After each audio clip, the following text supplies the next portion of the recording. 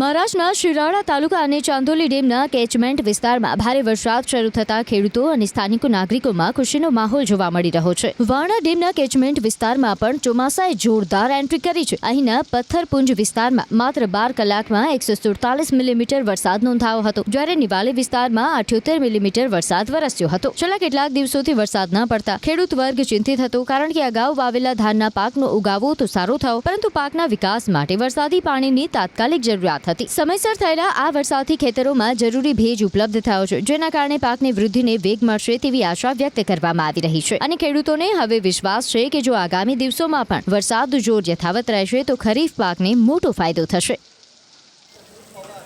આ તરફ મહારાષ્ટ્રના સાતારા જિલ્લામાં પણ ગઈકાલથી ભારે વરસાદ વરસી રહ્યો છે। ખાસ વાત એ છે કે પાટણ તાલુકાના પથ્થરપુંજ ગામમાં, જેને મહારાષ્ટ્રનો ચેરાપુંજી તરીકે ઓળખવામાં આવે છે, ત્યાં 174 મિલીમીટર જેટલો દેશભરમાં અત્યારે સૌથી વધુ વરસાદ નોંધાયો। આ સિવાય કોઈના ડેમ વિસ્તારમાં 71 મિલીમીટર, નવજા ખાતે 52 મીમી અને મહાબળેશ્વરમાં 4 મીમી વરસાદ નોંધાયો છે। આ ભારે વરસાદના કારણે સમગ્ર વિસ્તારમાં ઠંડક પ્રસરી ગઈ છે અને નદી નાળાઓમાં પાણીની આવક વધવા લાગી છે, જેના લીધે ખેડૂતોમાં ભારે ખુશીનો માહોલ છે। બીજી તરફ રાજ્યના જાણીતા પર્યટન સ્થળોમાંના એક એવા ઉઝારડે ધોધમાં પણ ફરી પાણીનો જોરદાર પ્રવાહ શરૂ થઈ ગયો છે। મહારાષ્ટ્રના જ ગોંદિયા જિલ્લામાં ગઈ રાત્રે સારો વરસાદ વરસતા લાંબા સમયથી ચાતક નજરે રાહ જોઈ રહેલા ખેડૂતોમાં ખુશીની લાગણી જોવા મળી। આ વરસાદથી ખેડૂતોને વાવણીની કામગીરી શરૂ કરવામાં મોટી મદદ મળી છે અને ખેતરોમાં ભેજ વધતા કૃષિ કાર્ય માટે અનુકૂળ પરિસ્થિતિ સર્જાઈ છે। જો કે ખેડૂતો હજુ પણ સારા અને સતત વરસાદની આશા રાખીને બેઠા છે, જેથી પાકને પૂરતું પાણી મળી રહે। બીજી તરફ આ વરસાદના કારણે લોકોને ઉકળાટ ભરી ગરમી અને ભેજવાળા વાતાવરણમાંથી ઘણી રાહત મળી છે, જેથી શહેર તેમજ ગ્રામ્ય વિસ્તારોમાં વાતાવરણ ખુશનુમા બન્યું છે। આવી જ સ્થિતિ છત્રપતિ સંભાજીનગર જિલ્લામાં પણ જોવા મળી, જ્યાં સિલ્લોડ, ગંગાપુર અને ખોલતાબાદ તાલુકાઓ સહિત અનેક વિસ્તારોમાં સાંજથી જ ભારે વરસાદ શરૂ થયો છે। જિલ્લાના મોટાભાગના વિસ્તારોમાં વરસાદના જોરદાર ઝાપટા વરસતા વાતાવરણમાં ઠંડક પ્રસરી ગઈ છે। જો કે સિલ્લોડ તાલુકાના ભરાડી વિસ્તારમાં ભારે વરસાદના કારણે નદીમાં જોરદાર પૂર આવ્યા હોવાનું જોવા મળ્યું। આ વરસાદના આગમનથી ખેતીની કામગીરીને વેગ મળશે અને પાક માટે જરૂરી ભેજ ઉપલબ્ધ થશે તેવી આશા છે। વરસાદની આ ખુશીની વચ્ચે મહારાષ્ટ્રના રત્નાગિરી શહેરના વગરવાથર વિસ્તારમાં એક મોટી દુર્ઘટના ટળી છે। આ વિસ્તારમાં અંદાજે 70 થી 80 ફૂટ લાંબી રેટિનિંગ વોલ અચાનક ધરાશાયી થતા રસ્તાનો મોટો ભાગ પણ ધસી પડ્યો। આ ઘટનાના કારણે પોલીસ અધિક્ષક કચેરી તરફ જતો મુખ્ય માર્ગ તાત્કાલિક ટ્રાફિક માટે બંધ કરી દેવો પડ્યો। રસ્તો ધસી પડતા નજીક આવેલું એક વિશાળ વૃક્ષ પણ જમીન દોસ્ત થઈ ગયું, જેના પરિણામે આસપાસ આવેલા 10 થી 12 મકાનો પર જોખમ ઊભું થયું છે અને સ્થાનિક રહેવાસીઓમાં ચિંતાનો માહોલ છે। સદનસીબે આ ઘટનામાં હાલ કોઈ જાનહાનિ નથી થઈ, પરંતુ તંત્ર દ્વારા સ્થળ નિરીક્ષણ કરી જરૂરી સાવચેતીના પગલાં લેવામાં આવી રહ્યા છે। મહારાષ્ટ્ર ઉપરાંત મધ્યપ્રદેશના ધારમાં પણ સિઝનના પહેલા વરસાદે વાતાવરણ ખુશનુમા કરી દીધું છે। ગઈકાલ બપોરના સમયથી જ ધાર અને આસપાસના વિસ્તારોમાં ધોધમાર વરસાદનો દોર શરૂ થયો હતો, જે સાંજ સુધી અવિરત ચાલુ રહ્યો હતો। આ વરસાદના કારણે જ્યાં વાતાવરણમાં સરસ ઠંડક પ્રસરી ગઈ છે, ત્યાં બીજી તરફ ખેડૂતોને પણ મોટી રાહત મળી છે અને હવે તેઓ ખેતરોમાં વાવણી કરવાની તડામાર તૈયારીઓ કરી રહ્યા છે। આ સાથે જ વરસાદ પડવાથી લોકોને કાળઝાળ ગરમીમાંથી પણ મુક્તિ મળી છે।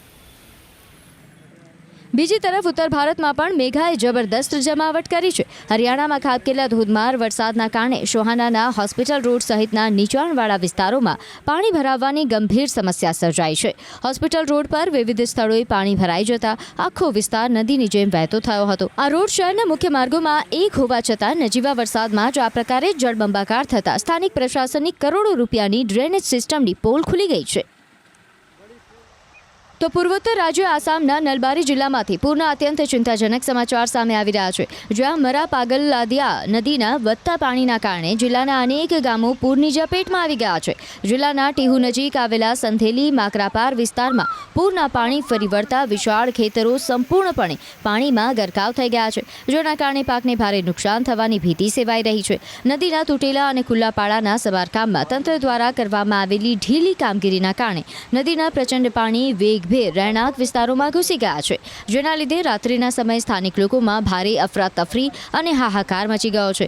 આ પૂરમાં ખેડૂતોએ વાવેલા ધરું સંપૂર્ણપણે ડૂબી ગયા છે, તેમજ હારીભંગા અને બરપીટ ચામાતને જોડતો મુખ્ય સરકારી માર્ગ પણ પાણી ફરી વળવાના કારણે વાહન વ્યવહાર ઠપ થઈ ગયો છે અને લોકોનો સંપર્ક કપાઈ જતા ગ્રામજનો ભારે હાલાકી ભોગવી રહ્યા છે। પશ્ચિમ બંગાળના અલીપોર વિસ્તારમાં આજે મેઘરાજાએ તોફાની બેટિંગ કરી છે, જ્યાં માત્ર 1 કલાકના ટૂંકા ગાળામાં ખાબકેલા અનરાધાર વરસાદના પગલે ઐતિહાસિક અલીપોર કોર્ટ સંપૂર્ણ પાણીમાં ગરકાવ થઈ ગયો છે. કોર્ટ પરિસરમાં ઘૂંટણસમા પાણી ભરાઈ જવાના કારણે વકીલો, અસીલો અને કર્મચારીઓને ભારે મુશ્કેલી પડી રહી છે. સાથે જ અનેક વિસ્તારોમાં વીજ પોલ અને વૃક્ષો ધરાશાયી થયા છે. પશ્ચિમ બંગાળની બાલાસન નદીમાં આવેલા પૂરના પ્રચંડ પ્રવાહમાં દુધિયાનો પુલ તણાતા સિલિગુડીએ મિરિક હાઈવે ઠપ થઈ ગયો છે, જેથી પરિસ્થિતિ સંભાળવા ભારતીય સેનાએ મોરચો લીધો છે અને સેના દ્વારા આગામી 2 દિવસમાં ત્યાં નવો સ્ટીલ બ્રિજ તૈયાર કરાશે, જેથી 10 ટન સુધીના વાહનો પસાર થઈ શકે. આ સાથે જ ડુઆર્સના પહાડી વિસ્તારોમાં સતત પડી રહેલા ભારે વરસાદના કારણે જંગલની નદીઓ અને ઝરણાઓમાં પાણીનું સ્તર વધી જતા વન્યજીવો માનવ વસાહતો તરફ આવી રહ્યા છે.